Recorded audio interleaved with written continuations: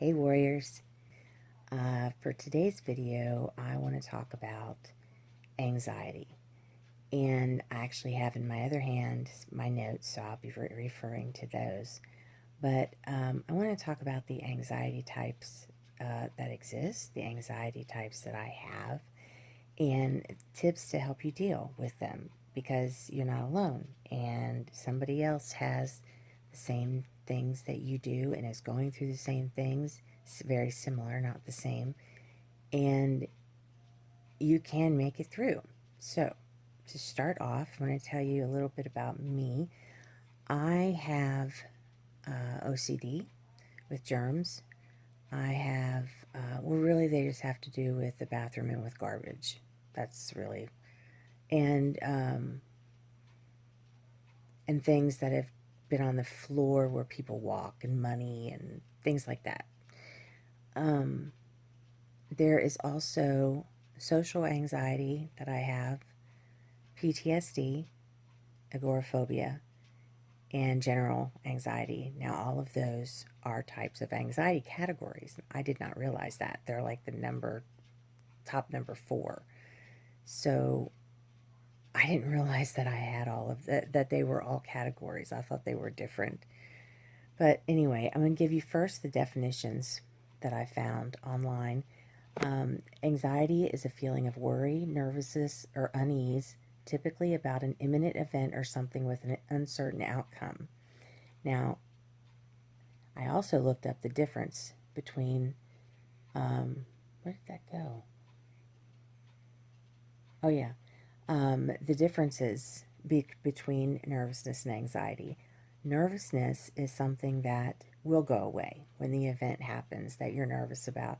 However, anxiety stays. It's always under the surface, kind of like just simmering, and when things happen that trigger it, that's when it boils up.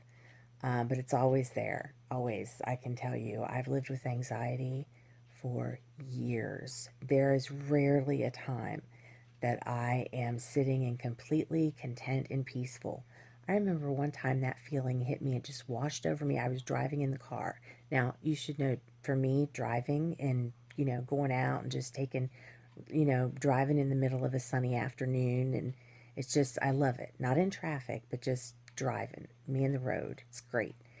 And one day I had this feeling of just this almost euphoria washed over me. And I was like, what is that? So I called mom, called her right then, and I was like, Mom, I think I am feeling contentment and calm. I said, it feels so weird. And it's true. I do not feel that. Now, agoraphobia is another one that I live with and suffer from, and that is extreme or irrational fear of entering open or crowded places, of leaving one's own home, or of being in places from which escape is difficult. If we have to go out as a family, or even if I'm out with my mom, um, and I don't drive, I have this, I can't stand it. I cannot stand to go somewhere, even if it's just family, even if it's just going someplace fun. Like if we went to the movies and didn't have any plans to go home, to go anywhere afterwards, I would still feel like this little tiny nagging thought inside of me, like, you, you didn't drive, that type of thing. And also, if I am out with my mom and say we go to a doctor's appointment for me, because this has happened several times, and say she would want to just stop real quick at the grocery on the way home. That happened so many times in my life. Now, I think more so when I was smoking, because I quit smoking 3 years ago, but I believe it's been 3 years. But when I was smoking, from a teenager to 3 years ago, which was 46 years old. Um, no, 40. Yeah, 6 years old. I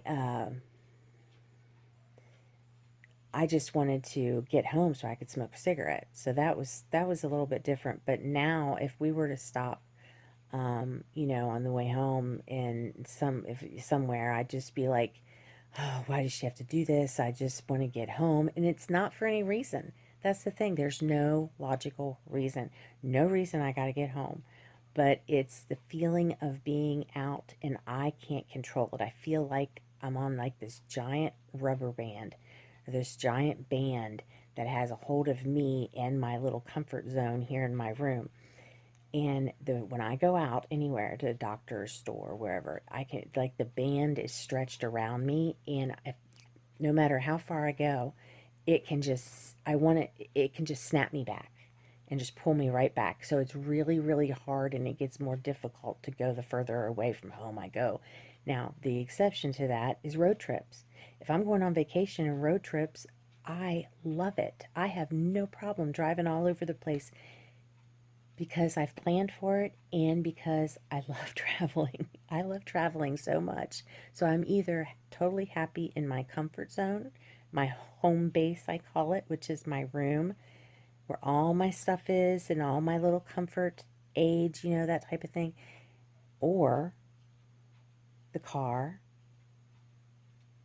and going to hotels. God, I love hotels. Love them. Love them, love them, love them, love them. And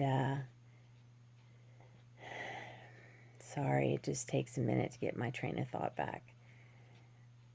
Especially the open road in front of me, and the desire to keep traveling is there. Like, it's strong. Like, one of my goals in life that I would love to do later on is, if I can get physically able to do it, and have the financial resources, I want to get an RV and just travel around and go. I have also have a fear of bad weather, being stuck in bad weather. Even if I'm at home, I still freak out. But if I'm out, forget about it. But the fear of the bad weather is,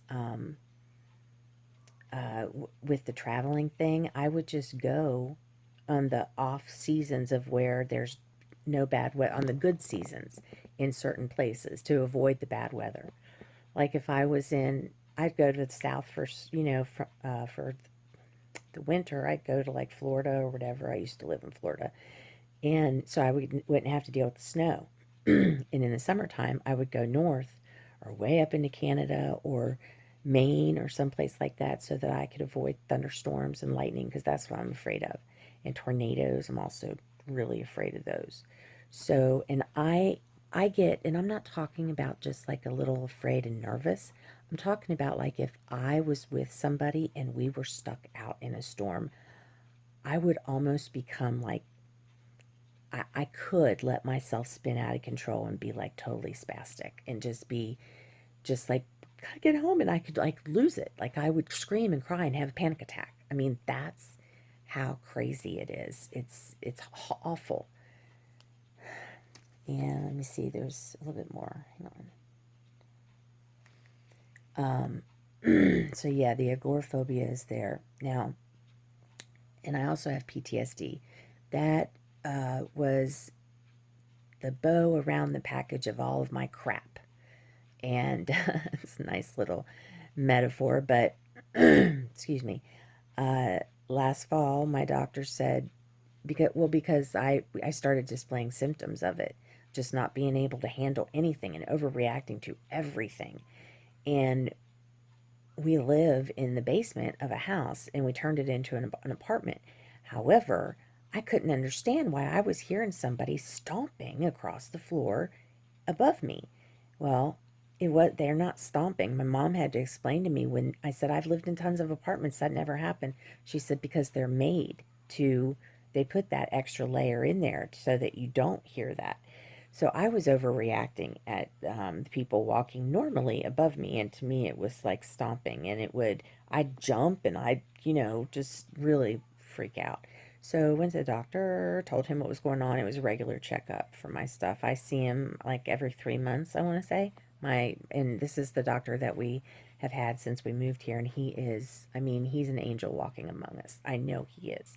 He goes to third world countries and, provides medical care, and he does all this stuff. Um, so, and he's just a sweetie pie. Um, so anyway, he said that with all the trauma that I've been through, physically and mentally and emotionally, I have PTSD now. So yay. Um, so with that, the PTSD, the anxiety, OCD, the agoraphobia stress feeds all of that and compounds it and makes it worse.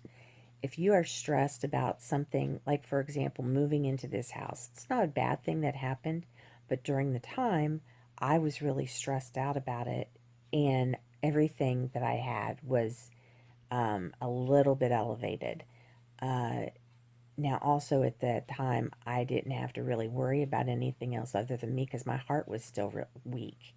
And it's not like I had to do anything with the move. When we bought this house and Sarah and her husband moved in, my sister and her husband, I moved in with them and our dogs. I could take care of our dogs. And my mom was still at the house with our cats, and she got that house ready to sell. Um, my sister's house sold over a weekend, so that was why we were able to move in here pretty quickly. But then we lived upstairs for a while, my mom and I, in the bonus room while the basement was being redone. Then we finally moved down here, and then we had to wait for, I don't know what it was. Oh, yeah, my mom broke her foot after we had been here for like 5 months. And then, so we got through the holidays, and then we got to spring, and we were getting ready to start scheduling our stuff to be got out of storage, and she broke her foot. So we didn't get our stuff out of storage till last fall. So with all of that, it's such a very long transition. I, you know, that was a big stressor for me, and I'm still don't have everything in my room put away, and I've still got a few boxes still in the living room, just kind of hanging out in there. And it's really frustrating because I have, the lower back pain, and I have all around my hip area in the front and the back is sore muscles like all the time. My torso is really like wrecked for some reason. And the any of the exercises that I do, because of the fibro, if you exercise, you don't get like the endorphins like people without fibro. You actually, when it started happening to me, I couldn't believe it. I was walking on a treadmill that I used to have like 13 years ago when I first, right before I got fibro. And I'm walking on the treadmill, and I just started getting real sleepy. And I was like, oh man, why am I getting sleepy? Because I was like at a mile and I couldn't understand why I got sleepy. And then come to find out that that's actually what happens is instead of releasing endorphins, it releases like these chemicals that just put you to sleep. So doing a lot of exercise and the whole pushing yourself and no pain, no gain thing. You can't do that when you have fibromyalgia. It doesn't work. You can't do it. Plus, the fact that fibromyalgia attacks the tissues, the soft tissues in your body. So if I were to overdo it even a little bit, like more than 5 or 10 minutes, I'm extremely sore from it the next day.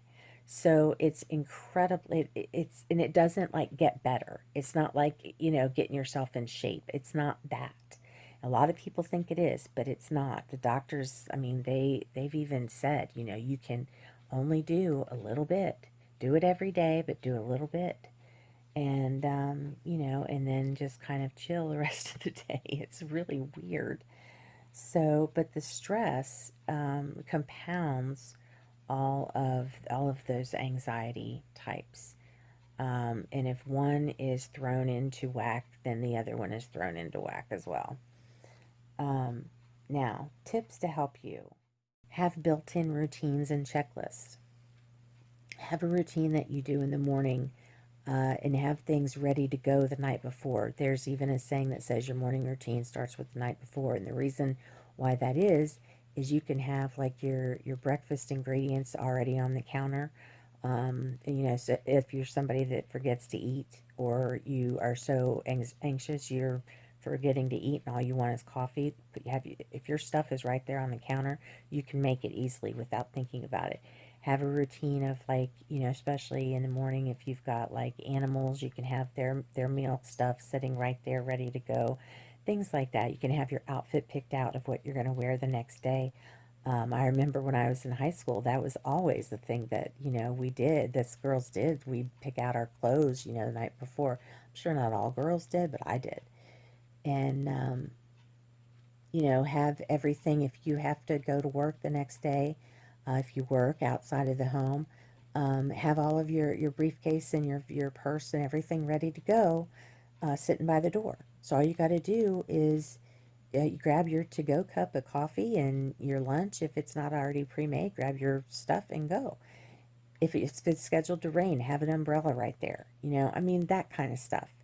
And checklists, if you have a process of something that you do at home, say you make videos, have that process written down, type it up and have it right there so that if you go like I do and lose your train of thought and you can't remember what the next step is, you've got it written down. You've got it right there that you can say, okay, oh, here's this checklist of what I do. So that is very helpful as well. And the last thing that is a very helpful tip for people with anxiety and stress, it's a hard one too. I can't master it. I can't do it. It's don't give up. Don't give yourself an out. Don't let yourself cop out of saying, "Oh, I don't want to do it. I'll just do it later. I'll just do it later today. I don't feel like doing it right now." No. I'm bad with that. If I am okay, my whole life I wanted to be a grown up. I just wanted to be grown up and do this and do that and whatever. Well, now I'm grown up and guess what? I give myself permission or, whatever. I have free reign to do basically whatever I want to do as long as it's not hurtful to me or anyone else or, as long as I'm talking about normal things, not any big things. But so if I don't feel like doing my stuff, I don't do my stuff. That's just so. Okay, well, this is LeeAnna signing off. If you are with me on this end of this video, thank you so much. And I would really appreciate it if you give it a thumbs up and like it. Subscribe to see more of my videos. Click the bell so that you're notified. All of my social media channels are in the description. And I will, if there's any places that I pulled information from, I'll put that in the description as well. Um, so I guess that's all. And I will see you all on Thursday. Okay.